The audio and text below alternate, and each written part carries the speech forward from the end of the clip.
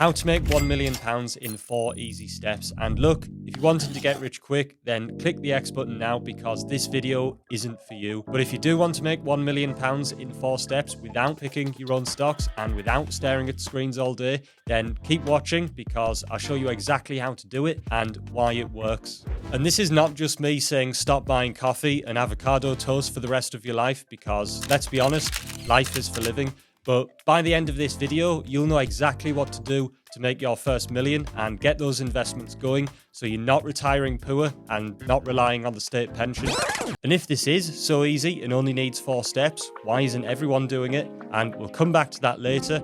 But I once met a man who had a £600,000 stock portfolio, and we were just chatting about what stocks he liked, and he mentioned he was paying capital gains tax every year. And I asked him a few more questions, and it turned out he didn't know about this one thing that could have stopped him paying quite a bit of that. Only 15% of people in 2025 who are eligible actually make use of this, and if you're going to start investing, you absolutely need to open a stocks and shares ISA because these things are money generators on steroids because they come with a tax-free wrapper. And what this means is that you don't pay any tax on your profits. So if you were to open a general investment account or a stockbroking account that isn't a stocks and shares ISA, this means that you would pay capital gains tax on all of those profits. Now, depending on what you earn, this could be as much as 24% of your profits. And for 2025, the allowance is just £3,000 of capital gains tax allowance. But with the stocks and shares ISA, you don't need to worry about paying tax because every £1 that you make is £1 that you don't even need to declare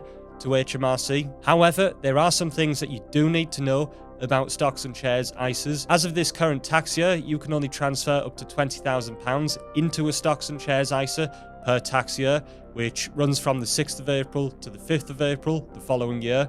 But you can open multiple stocks and shares ISAs within the same tax year, which is a new change. But it's no good having a stocks and shares ISA open and cash just sat in there.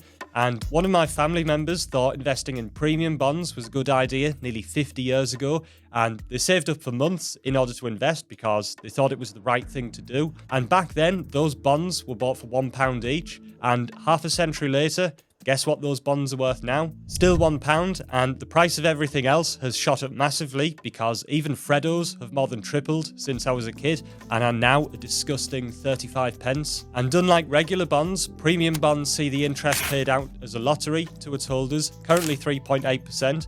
And some people get lucky and they can even win $1 million, but my family member has won nothing. So as you can see, investing without knowledge can alter the trajectory of your future wealth. And if I didn't manage my own money, and this is in no way financial advice because I'm not a financial advisor, I'm just a guy who trades stocks with his own money from the back bedroom, would be to buy the FTSE All World ETF, which covers 4,000 companies from 49 countries. And in the past, I've always said either S&P 500 or World. And with Trump's tariffs and political risks, I changed my stance in February, and now I would only do World. But this fund is a global tracker and essentially tracks stock markets across the globe. And because there are so many companies within the ETF, we've got stock diversification.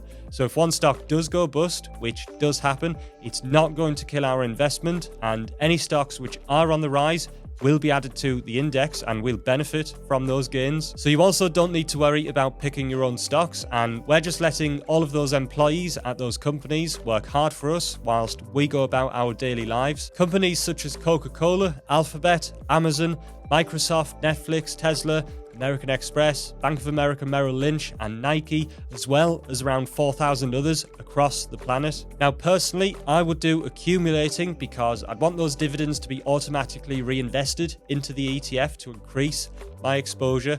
I'm investing for long-term capital growth and not income, so for me, it wouldn't make sense to get paid out in dividends when I could be compounding those potential returns over the next 30 years. And with some brokers, you can also set your direct debit up to buy this fund every month, but make sure you don't go over your £20,000 allowance. And if you have maxed out your ISA with your £20,000 allowance, don't worry, because there are other tax reducing methods available, such as a self-invested pension plan. Now, what this bad boy does is reduce the tax you pay as it comes off your taxable income, and the government also tops your contributions up too. So if you earn up to £50,270, then every 80 pence you pay will get topped up to £1. And if you earn above that, you'll get 40% tax relief as a higher rate taxpayer.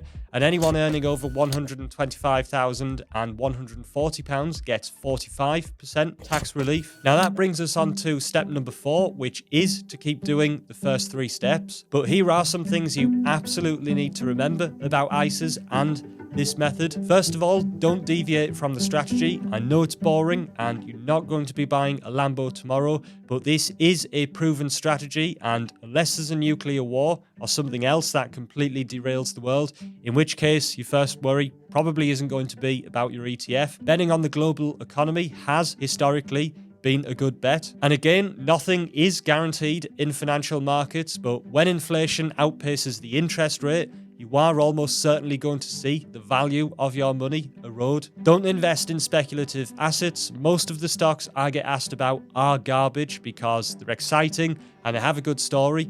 But the reality is the easiest way to build wealth is to play the long-term game and don't mess up. Remember Warren Buffett's 2 rules here. The first rule is to not lose money, and the second rule is to follow rule number 1.